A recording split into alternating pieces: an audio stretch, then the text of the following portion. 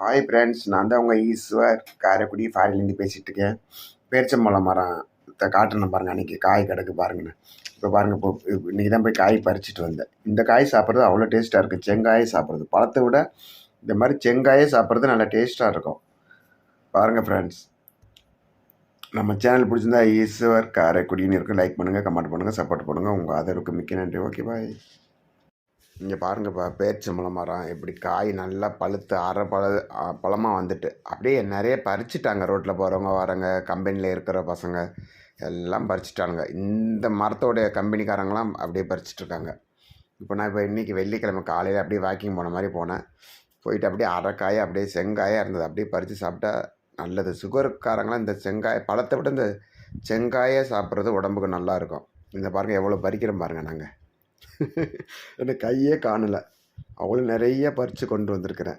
நீங்களே பாருங்கள் எப்படி இருக்கணும். ஏற்கனவே பறிச்சிட்டாங்கப்பா, எல்லாம் காலி ஆயிடுச்சு.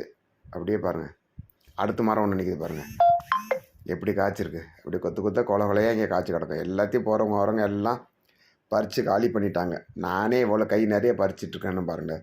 ஓகே ஃப்ரெண்ட்ஸ், நம்ம சேனல் பிடிச்சா லைக் பண்ணுங்கள், கமெண்ட் பண்ணுங்கள், சப்போர்ட் பண்ணுங்கள். உங்கள் அது இருக்கும்.